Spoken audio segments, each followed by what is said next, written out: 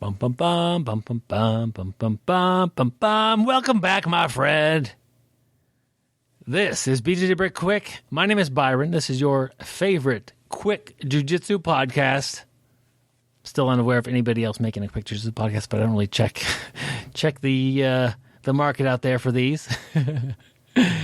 Here we are today, together again, talking a little bit about maps and jiu-jitsu.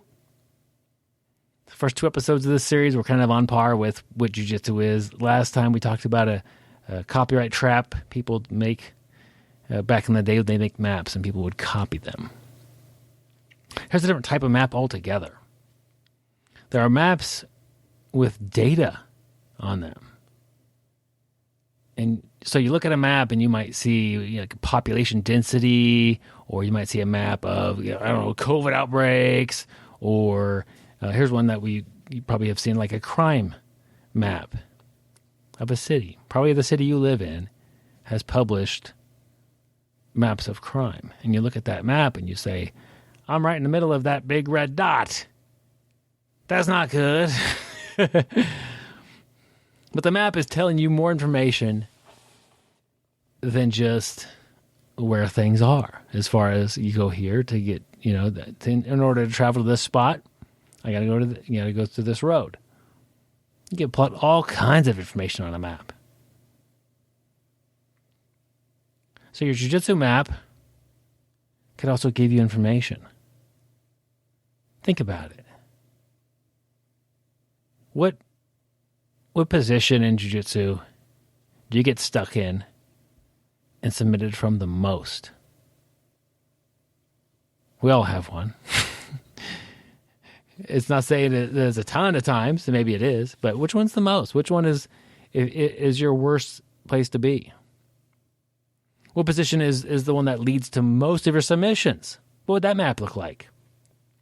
You plot out, mount and side control and back and, standing, whatever.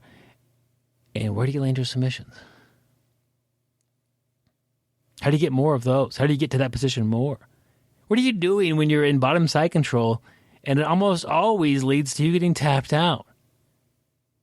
Maybe it's bottom mount. You never get tapped out from side control, but you always get tapped out from the mount. Maybe you're giving up the mount too easy, and you need to fight that a little bit. Maybe you need a better escape. Maybe your escape has a big problem with it. What could this data tell you about your own jiu-jitsu? To improve it, improve the bad spots, or improve the good spots, make them even better. Are there any, vacant areas? Are you not capable of getting a submission while both of you are standing? I mean, the easiest one to think about is guillotine.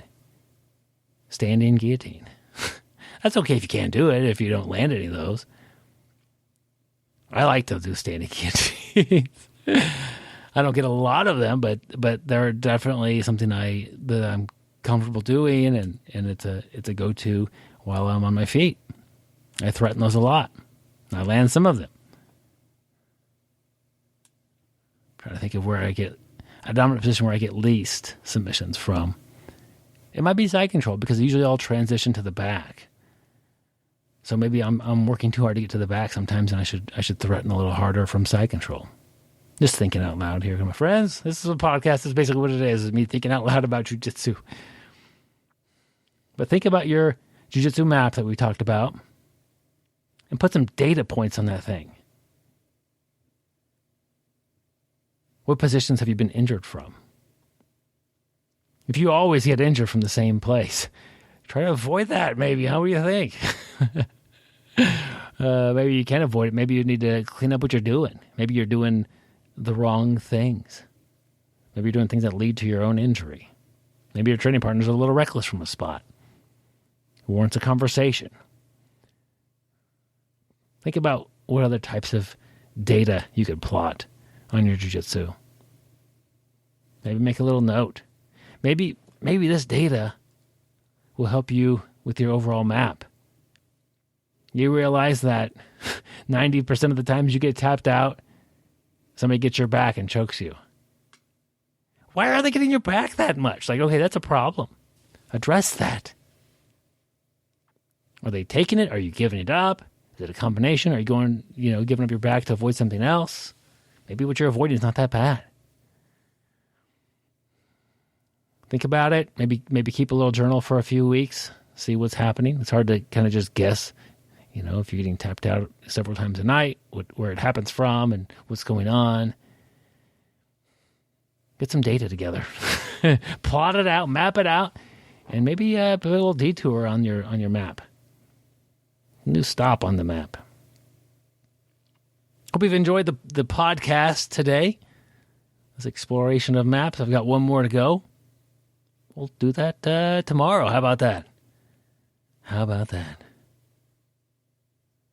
If you'd like to support this podcast, I also have an audio book you can get. Your first year of Brazilian Jiu-Jitsu. Go to BjjBrick.com. Click on the store. It's over a couple hours long. I'll walk you through all those hurdles your first year. I want to get you through that first year smiling and doing great. It's $11.99, I believe. I would like to help you out on your jiu-jitsu journey. Guys, thanks for listening. Have a great day, my friend, and stay sweaty.